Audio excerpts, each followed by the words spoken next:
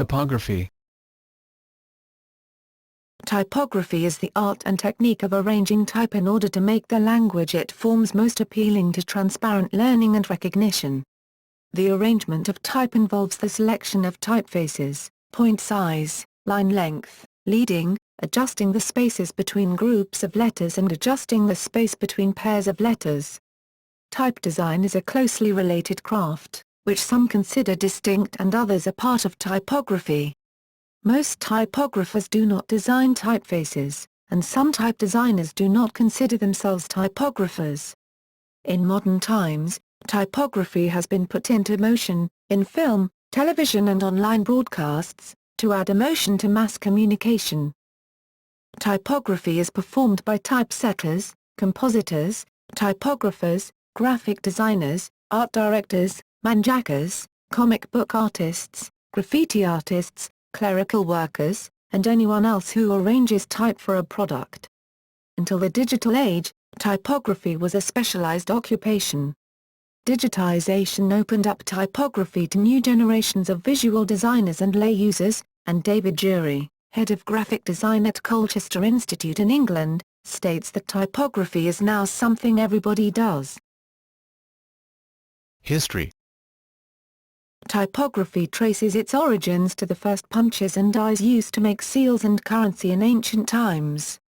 The uneven spacing of the impressions on brick stamps found in the Mesopotamian cities of Uruk and Larsa, dating from the 2nd millennium BC, may have been evidence of type where the reuse of identical characters were applied to create cuneiform text.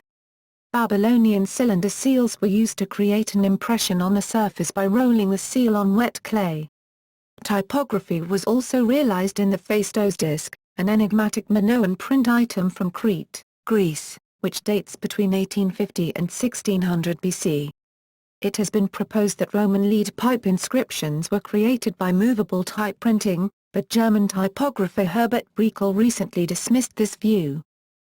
The essential criterion of type identity was met by medieval print artifacts such as the Latin Pruiffening Abbey inscription of 1119 that was created by the same technique as the Phaistos disc.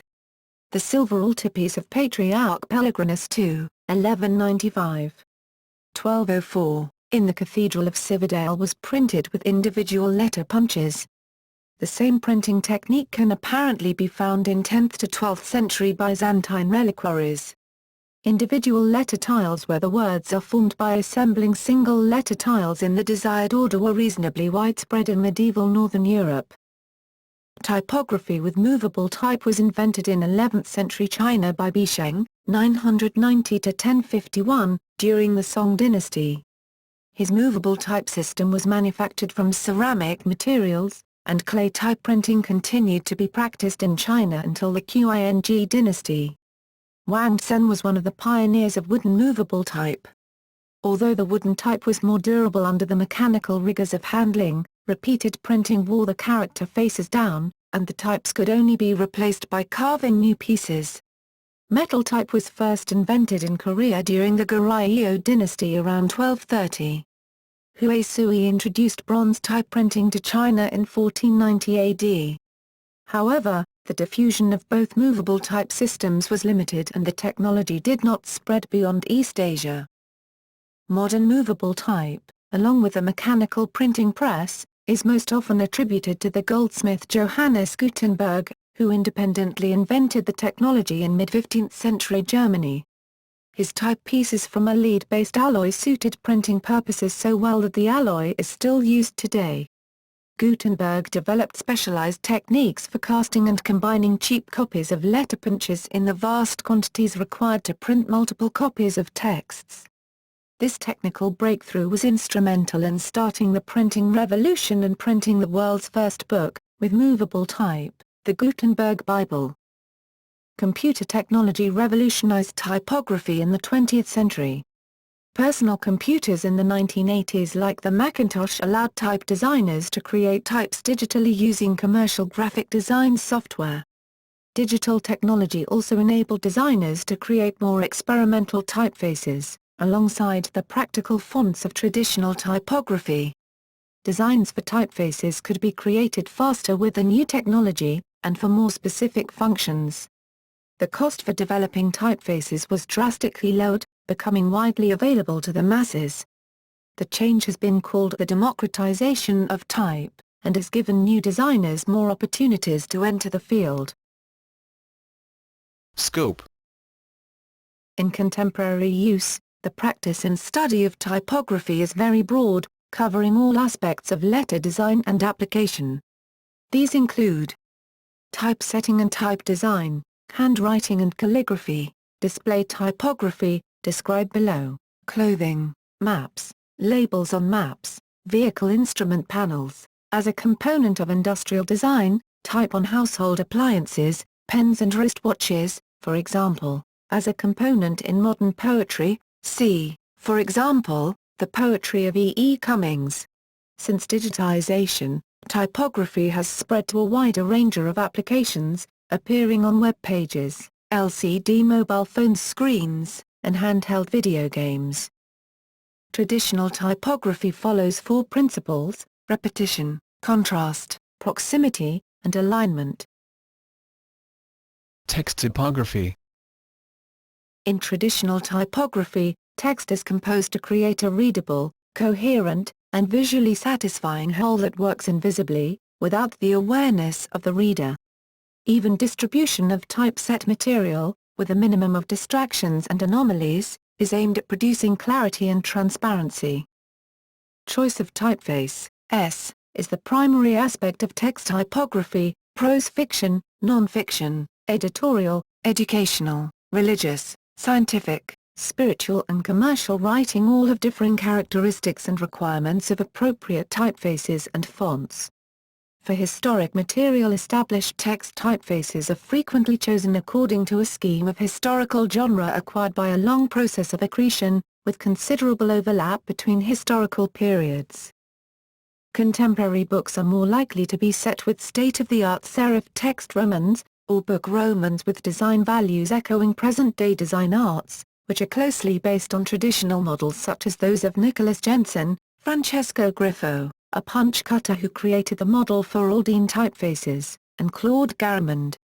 With their more specialized requirements, newspapers and magazines rely on compact, tightly fitted serif text fonts specially designed for the task, which offer maximum flexibility, readability and efficient use of page space. Sans serif text fonts are often used for introductory paragraphs, incidental text and whole short articles. A current fashion is to pair sans serif type for headings with a high-performance serifed font of matching style for the text of an article. Typography is modulated by orthography and linguistics, word structures, word frequencies, morphology, phonetic constructs and linguistic syntax. Typography is also subject to specific cultural conventions. For example, in French it is customary to insert a non-breaking space before a colon, or semicolon, in a sentence, while in English it is not. Color. In typography, color is the overall density of the ink on the page, determined mainly by the typeface, but also by the word spacing, leading and depth of the margins. Text layout, tone or color of the set text, and the interplay of text with the white space of the page in combination with other graphic elements impart a feel, or resonance to the subject matter. With printed media, typographers are also concerned with binding margins, paper selection and printing methods when determining the correct color of the page. Readability and legibility. Legibility is primarily the concern of the typeface designer, to ensure that each individual character or glyph is unambiguous and distinguishable from all other characters in the font. Legibility is also in part the concern of the typographer to select a typeface with appropriate clarity of design for the intended use at the intended size. An example of a well-known design, brush script, contains a number of illegible letters, since many of the characters can be easily misread, especially if seen out of textual context. Readability is primarily the concern of the typographer or information designer. It is the intended result of the complete process of presentation of textual material in order to communicate meaning as unambiguously as possible. A reader should be assisted in navigating around the information with ease, by optimal interletter, interword and particularly interline spacing, coupled with appropriate line length and position on the page, careful editorial chunking, and choice of the text architecture of titles, folios, and reference links. The two concepts are distinguished by Walter Tracy in Letters of Credit. These two aspects of a type are. Note that the above applies to people with 20/20 vision at appropriate reading distance and under optimal lighting. The analogy of an optician's chart, testing for visual acuity and independent of meaning, is useful to indicate the scope of the concept of legibility. Legibility refers to perception and readability refers to comprehension. Typographers aim to achieve excellence in both. The typeface chosen should be legible. That is, it should be read without effort. Sometimes legibility is simply a matter of type size. More often, however, it is a matter of typeface design. In general, typefaces that are true to the basic letter forms are more legible than typefaces that have been condensed, expanded, embellished, or abstracted. Studies of both legibility and readability have examined a wide range of factors including type size and type design. For example, comparing serif versus sans serif type, Roman type versus oblique type and italic type, line length, line spacing, color contrast, the design of right-hand edge, for example, justification, straight right-hand edge, versus ranged left, and whether text is hyphenated. Legibility research has been published since the late 19th century. Although there are often commonalities and agreement on many topics, others often create poignant areas of conflict and variation of opinion. For example, no one has provided a conclusive answer as to which font, serifed or sans serif, provides the most legibility according to Alex Poole. Other topics such as justified versus unjustified type, use of hyphens, and proper fonts for people with reading difficulties such as dyslexia, have continued to be subjects of debate. Websites such as Hgrades, Ban Comic Sans, UK National Literacy Trust, and Mark Simpson's Studio have raised debating opinions on the above subjects and many more, each presenting a thorough and well-organized position. Legibility is usually measured through speed of reading, with comprehension scores used to check for effectiveness, that is, not a rushed or careless read. For example, Miles Tinker, who published numerous studies from the 1930s to the 1960s, used a speed of reading test that required participants to spot incongruous words as an effectiveness filter.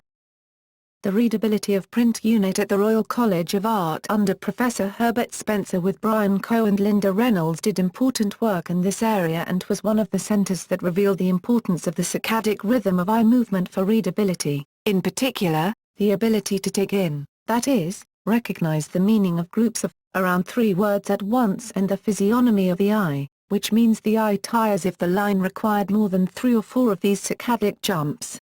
More than this is found to introduce strain and errors in reading, for example doubling.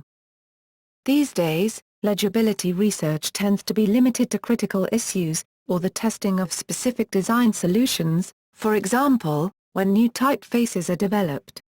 Examples of critical issues include typefaces for people with visual impairment, and typefaces for highway signs, or for other conditions where legibility may make a key difference. Much of the legibility research literature is somewhat atheoretical. Various factors were tested individually or in combination, inevitably so, as the different factors are interdependent, but many tests were carried out in the absence of a model of reading or visual perception. Some typographers believe that the overall word shape, boomer, is very important in readability, and that the theory of parallel letterwise recognition is either wrong, less important, or not the entire picture. Studies distinguishing between boomer recognition and parallel letterwise recognition with regard to how people actually recognize words when they read, have favored parallel letterwise recognition, which is widely accepted by cognitive psychologists. Some commonly agreed findings of legibility research include: text set in lowercase is more legible than text set all in uppercase, capitals, presumably because lowercase letter structures and word shapes are more distinctive. Extenders, ascenders, descenders and other projecting parts, increase salience, Prominence: regular upright type, Roman type, is found to be more legible than italic type. Contrast, without dazzling brightness, has also been found to be important, with black on yellow green being most effective. Positive images, for example black on white, are easier to read than negative or reversed, for example white on black. However, even this commonly accepted practice has some exceptions. For example, in some cases of disability, the upper portions of letters play a stronger part than the lower portions in the recognition process. Readability can also be compromised by letter spacing, word spacing, or leading that is too tight or too loose. It can be improved when generous vertical space separates lines of text, making it easier for the eye to distinguish one line from the next, or previous line. Poorly designed fonts and those that are too tightly or loosely fitted can also result in poor legibility. Typography is an element of all printed material. Periodical publications, especially newspapers and magazines, use typographical elements to achieve an attractive, distinctive appearance, to aid readers in navigating the publication, and in some cases for dramatic effect. By formulating a style guide, a periodical standardizes on a relatively small collection of typefaces, each used for specific elements within the publication, and makes consistent use of type sizes, italic, boldface, large and small capital letters, colors, and other typographic features. Some publications, such as The Guardian and The Economist, go so far as to commission a type designer to create bespoke, custom-tailored, typefaces for their exclusive use. Different periodical publications design their publications, including their typography, to achieve a particular tone or style. For example, USA Today uses a bold, colorful, and comparatively modern style through their use of a variety of typefaces and colors. Type sizes vary widely, and the newspaper's name is placed on a colored background. In contrast, the New York Times uses a more traditional approach, with fewer colors, less typeface variation, and more columns. Especially on the front page of newspapers and on magazine covers, headlines are often set in larger display typefaces to attract attention, and are placed near the masthead.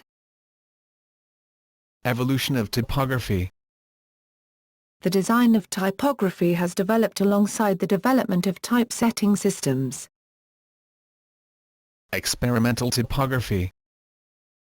Experimental typography is defined as the unconventional and more artistic approach to setting type. Francis Picabia was a Dada pioneer in the early 20th century. David Carson is often associated with this movement, particularly for his work in Ray Gun magazine in the 1990s. His work caused an uproar in the design community due to his abandonment of standards in typesetting practices, layout, and design. Experimental typography places emphasis on communicating emotion, rather than on legibility. Display typography. Display typography is a potent element in graphic design, where there is less concern for readability and more potential for using type in an artistic manner. Type is combined with negative space, graphic elements and pictures, forming relationships and dialogue between words and images. Color and size of type elements are much more prevalent than in text typography. Most display typography exploits type at larger sizes, where the details of letter design are magnified.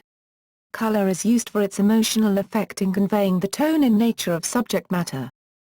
Display typography encompasses book covers, typographic logos and word marks, packaging and labeling, graffiti, inscriptional and architectural lettering, poster design and other large-scale lettering signage such as signage and billboards, business communications and advertising, kinetic typography in motion pictures and television, vending machine displays, online, and computer screen displays.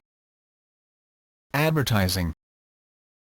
Typography has long been a vital part of promotional material and advertising. Designers often use typography to set a theme and mood in an advertisement. For example, using bold, large text to convey a particular message to the reader. Type is often used to draw attention to a particular advertisement, combined with efficient use of color, shapes and images. Today, Typography in advertising often reflects a company's brand. Fonts used in advertisements convey different messages to the reader. Classical fonts offer a strong personality, while more modern fonts offer a cleaner, neutral look. Bold fonts are used for making statements and attracting attention. In communicating a message, a balance has to be achieved between the visual and the verbal aspects in design. Digital technology in the 20th and 21st centuries has enabled the creation of typefaces for advertising that are more experimental than traditional typefaces. Inscriptional and architectural lettering. The history of inscriptional lettering is intimately tied to the history of writing, the evolution of letter forms and the craft of the hand. The widespread use of the computer and various etching and sandblasting techniques today has made the hand-carved monument a rarity, and the number of letter carvers left in the USA continues to dwindle. For monumental lettering to be effective, it must be considered carefully in its context. Proportions of letters need to be altered as their size and distance from the viewer increases. An expert letterer gains understanding of these nuances through much practice and observation of their craft.